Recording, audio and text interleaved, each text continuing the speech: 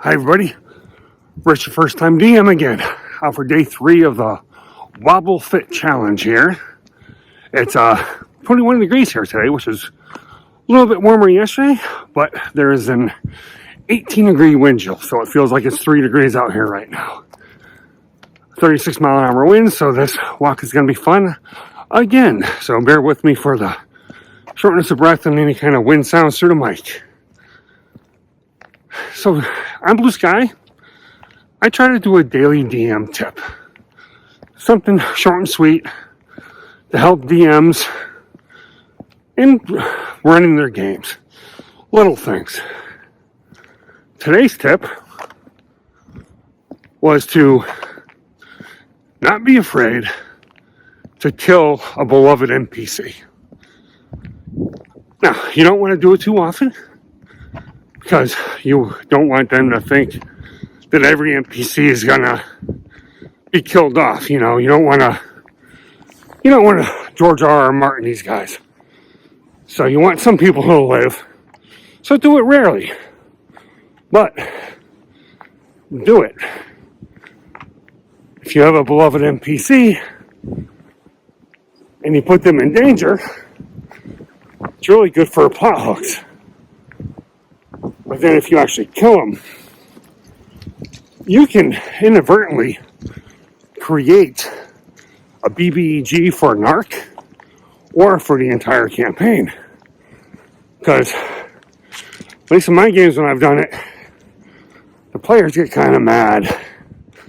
They fall in love with these NPCs over time. They like interacting with them. So when you put them in danger or kill them, the other NPC that does it will be hated. It will be the number one hated person by the party. Guarantee it. So, let me give you an example how I do it how I did it in my game. Also, a little caveat here. In my game,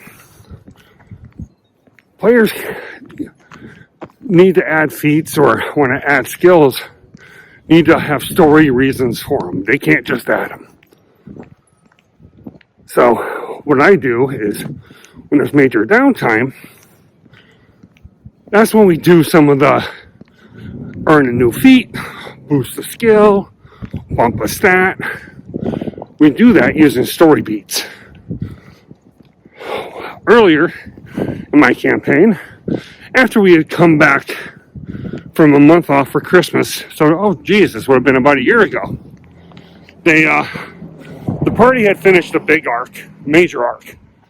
So they're going to have about a month in world downtime. So each player, all 4 players, all came up with stuff they needed to do or wanted to do. So I created little role-play moments for each of them. So we took an entire session just doing downtime. Everybody made rolls. Everybody had successes and failures based upon what they were trying to do. Creating a spy network, making a flying broom, but a very good flying broom. That kind of stuff. One member of my party, Maeve, is a changeling Oath of Devotion paladin. Or rather, she was. She wanted to switch to Oath of Vengeance. So, I had some time because we had a month off. And I came up with a way for her to justify the switch in-game. Well, the idea I came up with was to kill the beloved halfling family that the party met in session 3, I think, 3 or 4 of the campaign. They had to go to the halfling's farm on the outside of the capital because a creature was attacking their livestock. Creature turned out to be a gray render. Well, the halfling family, the Underfoot family, Hartmut and Rixie were the husband and wife. They had a 6-year-old daughter, Calliope, and a 14-year-old son, Leskin. So, the party interacted really well with these halflings. The family got along with them well. It was great. It was awesome. I loved how they did it. I loved what they did with this family. Taught them, one of the players had a chef fee, so he taught the wife how to cook better. You know, they helped the kids with, you know, the young son Leskin learned how to fight better. Maeve fell in love with Calliope, the 6-year-old daughter. So, fast forward 25, 30 sessions, and now it's time for a downtime session. So, there's the BBG, and he has his right hands, you know, a couple generals. One was the princess's right-hand man, the Duke. Well, the Duke decided he wanted to cause chaos in the city.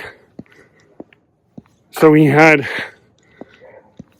a bunch of his cult members get together, including the father of one of the players, who's a summoner. And they decided to summon a demon lord, a shadow demon specifically. Well, as part of the summoning, they had to sacrifice the halfling family, all except for the son, Leskin, who was left to watch his family being tortured and killed as this demon was summoned and then went into the city. Well, Maeve, the paladin, had a chance to stop it, but she was having a crisis of faith at the time. So her patron, Sarenrae, I use the Critical Role Pantheon in my game for right now, had a hard time reaching her to let her know that she needed to get out to the farm right away. By the time Maeve got there, the summoning was done. All the family was killed except for Leskin, who she found tied up to a post where he was made to watch his family suffer. And she found the 3 burned bodies of the halflings in the middle of a summoning circle. So, needless to say, Maeve was angry. Angry enough that Sarenrae appeared and told her to channel that vengeance. Channel the vengeance in her name to seek vengeance for the family and to kill the Duke. And if she kills the Duke, she'll be made the champion of Sarenrae. Needless to say, that was an intense roleplay moments there. Maeve, her player, Karen got mad. Karen got upset. So, as a DM, I hate making my players get upset like that, but it also makes me feel good because it means I tapped into the emotions right. It means it's not just storytelling and rolling dice and you hit or you miss. Actually tapped into the core of what makes D&D awesome. That's the storytelling moments that make you feel like you are actually in the world. And you do that by pulling emotions out of your players. This could be pulling excitement out when they kill the red dragon, or sadness when a party member dies. So keep that in mind, that NPCs are yours to mess with. Do with them what you wish.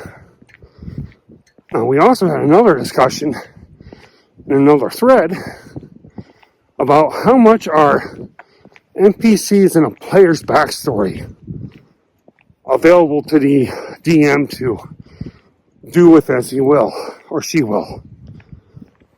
The consensus basically came out that family members and PC backstories should at least be cleared a little bit with the player first.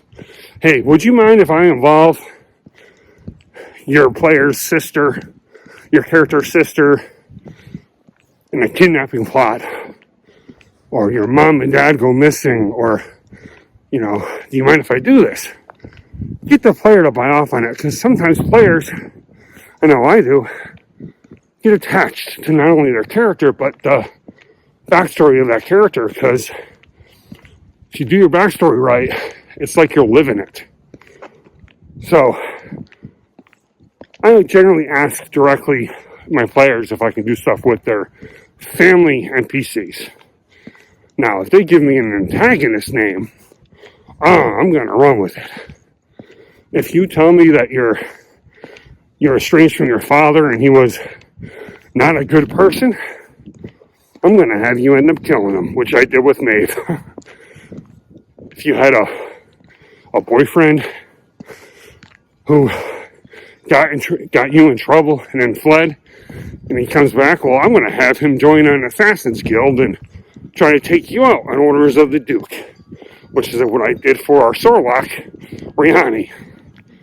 And like I said, Sero, our wizard, is a summoner.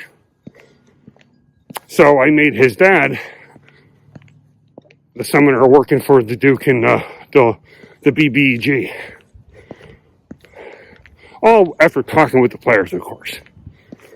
Well, sort of for the antagonist, DM's free will there. So, do what you want with your NPCs. Read your table, though. You don't want to do it too often.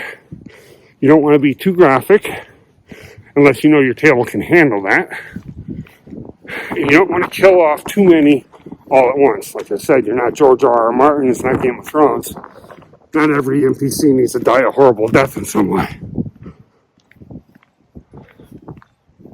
Wow, it's pretty damn cold out here, I must say. Whew. My face is frozen. I don't know if you can tell how red it is in the camera here. But there probably won't be a video tomorrow, as it is board game night and I got to get my game room set up, so I don't have time after work to go for a walk. But I talked to Wobblerocket, and setting up for game night is enough exercise to meet his challenge, because it's tables and chairs going from my garage to my game room. It's lifting and moving, which will be nice because, like I said, it's supposed to be even colder tomorrow. But next week I'm hitting the gym, so not only will I be doing weights, I'll be hitting the treadmill for about 45 minutes in the mornings, and then I still plan on doing my walk after work, except on D&D nights, which is, I gotta go play D&D here in about 10 minutes. Well, I'll get ready for it at least. Starting to play in a new campaign with some old buddies, old friends from back down in Virginia. I'm gonna play Shadow Sorcerer Tiefling. Level 11 we're coming in at, so I'm playing a character a class I've played before, just because jumping in at level 11, there's no learning curve. Not really. So, my walk's almost done. It's just under a mile again. I think I did pretty good speed-wise today. So, as usual, thank you for watching. Accept each other.